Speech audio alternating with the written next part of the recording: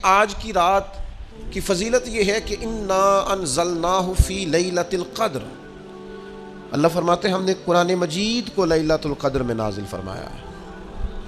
قرآن مجید کی یاد دلاتی ہے آج کی یہ خوبصورت رات۔ ہمیں قرآن مجید سے جڑنا ہے، قرآن مجید کو سمجھنا ہے، قرآن مجید کے ساتھ اپنے تعلق کو مضبوط کرنا ہے، قرآن مجید کی تعلیمات سے آگاہی حاصل کرنی ہے۔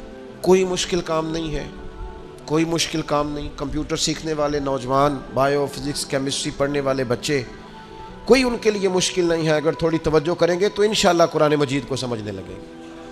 اللہ کے فضل سے اردو میں تفاسیر ہیں، تراجم ہیں، ہمارے بزرگوں نے محنتیں کی ہیں۔ آپ تھوڑا وقت اس طرف لگائیں، تھوڑی توجہ کریں، قرآن مجید کی معنویت کے ساتھ اپنی طبیعت کو آپ جوڑیں، آپ تسلی محسوس کریں گے زندگی میں۔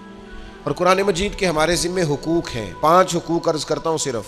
سب سے پہلا قرآن مجید کا حق ہے قرآن پاک پہ ایمان لایا جائے، اور ایمان ظاہر اور باطن سے لایا جائے کہ جو قرآن مجید فرماتا ہے حق اور سچ ہی فرماتے ہیں۔ اگر قرآن مجید نے سود کو حرام قرار دیا ہے تو بہرحال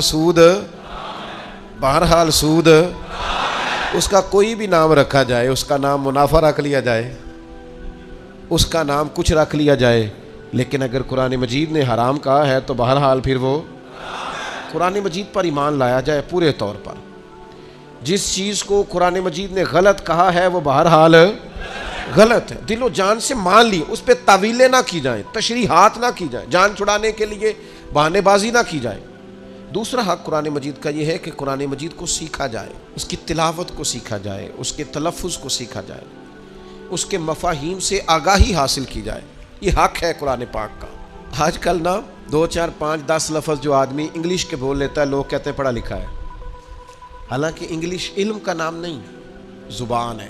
زبان اور ہوتی ہے اور علم، اردو ایک زبان ہے۔ مجھے بتائیے، اردو صرف جس کو اردو بولنی آتی ہو عالم ہے؟ تو اردو تو بول رہا ہے، وہ ایک زبان ہے۔ زبان اور چیز ہوتی ہے، علم۔ ہاں، اگر آپ زبان کے علوم سے آگاہ ہیں، اس کی آپ گرامر دیکھتے ہیں تو وہ بھی علم کا ایک حصہ ہے، لیکن علم تو اور چیز کا نام ہے۔ علم تو جاننے کو کہتے ہیں۔ آپ جاننے لگ جائیں، پہچاننے لگ جائیں، سمجھنے لگ جائیں چیزوں کو تو آپ عالم ہیں۔ تو قرآن مجید کو سمجھیں، اس پر غور کریں۔ جگہ جگہ قرآن مجید کہتا ہے اس پر تدبر کرو، اس پر تفکر کرو، اس پر غور کرو، اس کو سمجھو۔ قرآن مجید کے ساتھ اپنی وابستگی کو پیدا کریں، کوئی مشکل کام نہیں ہے۔ ایک رکوع قرآن مجید کا اگر روزانہ آپ ترجمے سے دیکھیں تو جہاں کوئی سوال کھڑا ہو آپ کسی عالم سے دریافت کر لیں، جو بات سمجھ میں نہ آئے کسی سے پوچھ لیں، اور میرا خیال ہے اگر آپ پوچھنا شروع کریں گے نا انشاءاللہ تعالی تو ہو سکتا ہے کچھ علماء بھی تیاری شروع کر دیں، صبح کے درس میں تلاوت قرآن مجید اور اس کا ترجمہ شروع ہو جائے۔ تیسرا قرآن مجید کا حق یہ ہے ہمارے ذمے کہ جب ہم اس پر ایمان لیں، اس کو سیکھ لیں تو پھر اس پر عمل کریں۔ صحابہ عمل کرتے تھے۔ حضرت انس بن مالک رضی اللہ تعالیٰ عنہ ارشاد فرماتے ہیں جب بھی کوئی نئی آیت آتی صحابہ ایک دوسرے سے پوچھتے آج کون سی آیت آئی، اور اس پر عمل کرتے۔ لن تنالوا البر حتى تنفقوا مما تحبون، تم بھلائی کو نہیں پہنچ سکتے جب تک اپنی پیاری چیز راہ خدا میں خرچ نہ کرو۔ جب یہ آیت کریمہ نازل ہوئی تو حضرت عبداللہ ابن عمر آ کے حاضر بارگاہ ہوئے، عرض کی یا رسول اللہ مجھے گھوڑا اپنے مال میں سب سے پیارا ہے، لہٰذا یہ قبول کر لیں، اللہ کی راہ میں دینا ہے۔ حضرت ابو ذر غفاری رضی اللہ تعالیٰ انہوں نے اپنے غلام سے فوراً کہا جو بہترین اونٹ ہے نا سواری کے لیے وہ دینا اللہ کے راستے میں، سب سے بہترین۔ تو آپ شام کو گھر آئے تو جو سب سے اعلیٰ اونٹ تھا وہ گھوم رہا تھا، تو آپ فرمانے لگے میں نے تم سے کہا تھا سب سے اعلیٰ اونٹ اللہ کی راہ میں دے دینا۔ عرض کی حضور یہ تو آپ کی سواری کے لیے ہے نا، اس کے بعد جو سب سے اعلیٰ تھا دوسرے نمبر پر میں نے راہ خدا دے دیا۔ تو حضرت ابو ذر غفاری فرمانے لگے میں نے سواری کے لیے ہی تو کہا تھا راہ خدا میں دینا ہے، یہ تمہیں دینا چاہیے تھا جو سب سے بہتر تھا، اس لیے کہ میں چاہتا ہوں یہ قیامت کے دن میری سواری بن جائے۔ قرآن مجید آیا ہے بہترین چیز خرچ کرو، تو انہوں نے بہترین خرچ کرنا شروع کر دی، وہ عمل کرتے تھے۔ ہم نے قرآن مجید رکھا ہوا ہے معاذ اللہ قبروں پر پڑھنے کے لیے، ختموں پر پڑھنے کے لیے، اصالِ ثواب کی مجلسوں میں پڑھو، 25 قرآن مجید، 150 قرآن مجید، 2000 قرآن۔ یہ جس نے 2000 بار قرآن مجید اکٹھا کیا ہے اس سے پوچھو اس نے ایک آیت کا بھی ترجمہ کیا ہے؟ مجھ سے ناراض نہ ہونا، میں سال ثواب کا قائل ہوں، خود ختم دلاتا ہوں، پر دل پہ ہاتھ رکھ کے بتاؤ قرآن مجید صرف ختم پڑھنے کے لیے آیا ہے؟ کوئی مر جائے گا تو قرآن مجید کی تلاوت ہوگی، زندے کیوں نہیں پڑھتے؟ قبروں پر قرآن مجید پڑھنے والی قوم بتائے کچہریوں میں قرآن کیوں نہیں پڑھا جاتا؟ اسمبلیوں میں کیوں نہیں پڑھا جاتا؟ قبروں پر ٹینٹ لگا کے اور کناتے لگا کے چار چار حافظ بٹھانے والوں بتاؤ، جب تجارتیں کرتے ہو تب قرآن مجید کیوں نہیں پڑھتے کہ ہم قرآن مجید کے مطابق کاروبار کریں گے؟ یہ قبروں پہ پڑھنے کے لیے آیا ہے، میتوں پر پڑھنے کے لیے فقط آیا ہے۔ میں انکار نہیں کرتا ہے سال ثواب کا، پر سوال کھڑا کرتا ہوں، کئی دفعہ پریشان ہو جاتا ہوں، صرف اور صرف تب تمہیں یاد آتا ہے جب کوئی دنیا سے رخصت ہوتا ہے۔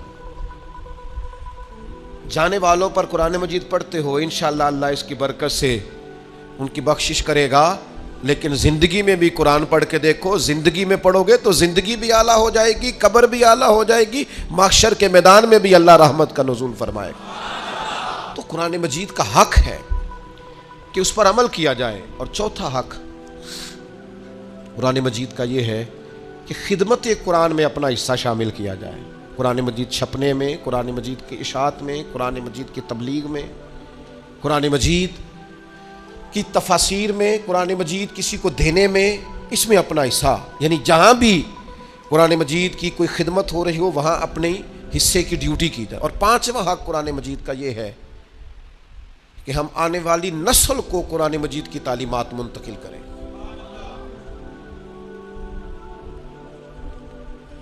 سچ بتانا، دل پہ ہاتھ رکھ کے،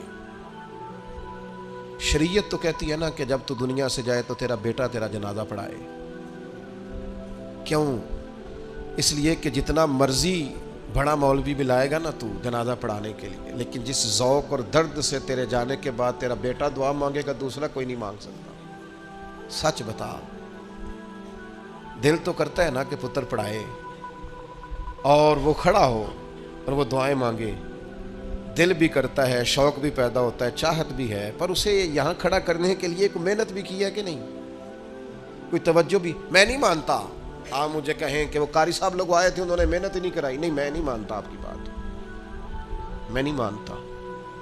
میں اس بوڑھے باپ کو بھی جانتا ہوں جو بچے کو پڑھانے کے لیے جاتے تھے تو وہ ساتھ جا کے قاری صاحب کے پاس خود ساتھ بیٹھ جاتے تھے، ساتھ بیٹھتے تھے، کہتے تھے اس کو پڑھائیں، جہاں یہ الجھے گا یا تیاری نہیں کرے گا میں اس کو ڈانٹوں گا۔ کتنے کتنے گھنٹے وہ بوڑھے آدمی ساتھ بیٹھتے تھے کہ میرا بچہ قرآن مجید سیکھ جائے۔ بتائیں کتنی محنت کی ہے آنے والی نسل کو قرآن مجید کی تعلیمات منتقل کرانے کے۔ تو مہربانی کریں، بس کریں، اب بڑی تقریریں، بڑے سٹیٹس، بڑی نصیحتیں، بڑے جناب جلوے، بڑی باتیں ہو گئی، نشستن گفتن برخاستن، بڑا کچھ ہو۔ اب کچھ عملی زندگی کی طرف بھی آئیں، اب کوئی کام کریں۔ تو یہ 5 باتیں قرآن مجید کے حقوق کے تعلق سے میں نے آپ کی خدمت میں عرض کی۔ اللہ تعالیٰ سمجھنے کی توفیق عطا فرمائے۔